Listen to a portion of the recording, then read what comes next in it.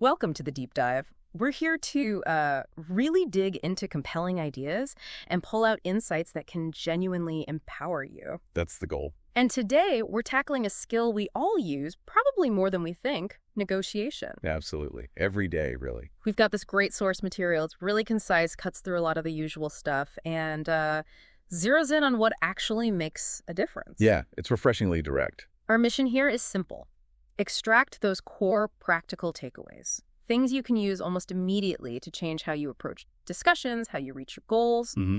And the big idea we're exploring, which honestly might feel a bit counterintuitive at first, is the power of, well, intense focus, staying locked on. Right. And that's so critical today, isn't it? I mean, there's just so much information, so many interactions flying around. Exactly. Being able to quickly grab onto strategies that work, especially for something as hands-on as negotiation, it's just invaluable. Yep. And you see it all the time. Even people who negotiate a lot can get lost if they don't have that anchor. They get pulled this way and that by, unexpected comments or just their own reactions. Oh, absolutely. We've all seen negotiations go sideways because of that lack of focus. It just ends up being wasted time, missed chances. So this deep dive should hopefully give you a way to kind of sidestep those traps. Reading this, it immediately made me think about that feeling you get after a really tough conversation.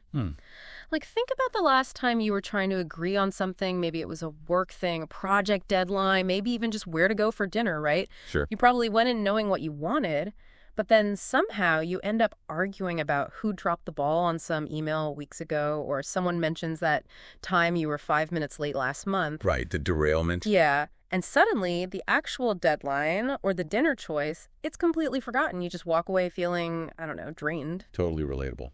And this source, it really pinpoints why that happens. And crucially, how to stop it. It frames it with this fantastic question. It asks, what's the one thing you wished you knew earlier in your negotiation journey? Like, by your first negotiation, not waiting until your 10th. It's such a great way to put it. That hindsight view really cuts through. Yeah. And the answer the source gives is just so direct. It says, staying laser-focused is more effective than reacting to every unexpected turn, every time. Every single time. Wow. Yeah. It sounds simple, maybe, Yeah. but the power in that is huge. It's about shifting your whole approach from being, reactive. Chasing the conversation. Exactly. Chasing it, putting out fires. Yeah. Shifting from that to being proactive, really intentional. Yeah. It means deciding where your energy goes, not just letting it scatter. Okay, so laser focus clearly means not focusing on, well, everything that comes up. Right. So what does the material say we should be actively, filtering out? What are these specific distractions, and why are they so bad for the process? Well, the source is super clear on this. It names 3 big distractions you absolutely have to learn to filter. Okay, what's the first? First, side topics. These are all those tangents, right? The unrelated stuff that pops up and just pulls the conversation way off its main track. Like the coffee brand debate during a deadline discussion? Precisely. They just lead you down these rabbit holes, and they eat up time and, just as importantly, your mental energy. Okay, side topics. Got it. What's next? Second, personal attacks. Now, this one's tough because it's instinctual. Yeah, someone takes a shot at you, you want to fire back. Exactly. You want to defend yourself, maybe attack back. Yeah. But the source stresses that giving in to that impulse, reacting to the personal jab, it's almost always unproductive for the negotiation itself. Right. It shifts the focus from the issue to the people. Totally. It just diverts attention from your real objective and ramps up the tension, usually for no good reason in terms of the outcome you want. The best negotiators, they sidestep that trap. Okay, that makes sense. Avoid the bait. And the third one? The third one might be the sneakiest. Your own ego. Ah, pride. Yeah. That deep need to be right about everything, to win every little point that comes up. Even when it doesn't really matter for the main goal. Especially then. Yeah. It's incredibly hard for people to suppress that, even when they intellectually know, okay, this argument isn't helping me get what I actually came here for. That pride, that need to win the small battles, it often clouds judgment and leads you to make concessions you shouldn't, or hold firm on things you shouldn't, ultimately getting you a worse outcome. You end up fighting for validation instead of your objective. That's powerful. Recognizing those pulls, the sidetracks, the personal stuff, and yeah, our own ego. Okay, so if we're consciously pushing that noise aside, what are we focusing on? What's the thing we keep our eyes locked onto? It's wonderfully simple, according to the source. The singular unwavering focus is just your main objective. Your main objective, period. Period. That's your compass, your North Star for the whole thing. It doesn't mean you have to be rigid or refuse to listen. It just means you need absolute clarity on the specific outcome you really need or want to achieve.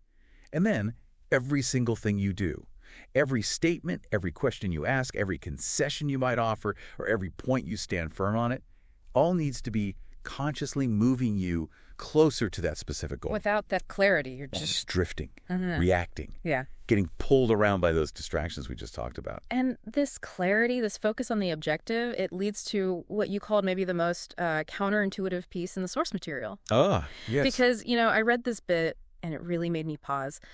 Most of us think negotiation is about, being the alpha, winning every single point, right? Dominating. That's the common image, yeah. It's yeah. a shark. Yeah. But the source flat out says the best negotiators don't win every argument. How does that work? How do we reconcile that with wanting to, win? It's a really crucial distinction, and it challenges that whole win-at-all-costs idea. The nuance is key. Trying to win every single little debate, every minor point that comes up, that's not the goal. Actually, trying to do that often gets in the way of achieving your main objective. So it's inefficient. It's inefficient, and it can be counterproductive. What this insight clarifies is that the best negotiators, they focus on winning the ones that matter. The arguments that actually move the needle on the main objective. Exactly. It ties straight back to that laser focus, to filtering out the noise. Okay, I see the connection now. By ignoring the side topics, refusing to get drawn into personal spats, managing your own ego's need to score points, you conserve your mental energy, your focus. Right. And that lets you strategically choose where to invest that energy. You pick your battles. You apply your strongest arguments, your leverage, only on the points that are truly critical for getting you to that core ultimate aim you defined. So it's about being strategic, not just combative. Precisely. It's about effectiveness, about leverage, not just about proving you're right on every little thing or dominating the conversation. Wow. Okay. So let's boil this down. What does this really mean for you, the listener, as you head into your next discussion, your next negotiation? Well, the message seems pretty clear. Yeah, it feels like. Number one, actively filter out that noise. Recognize and ignore the irrelevant side topics. Resist the urge to react to personal attacks, and keep your own ego in check. Definitely. Filter the noise. Number two, relentlessly stick to what actually counts. Focus on what matters. And overarching all of that, keep your focus locked, like a laser, on your main objective. Know what that is and don't lose sight of it. That's the core takeaway. Filter, focus, objective. So maybe take a second now and think back. Think about some recent discussions, maybe negotiations you've been in.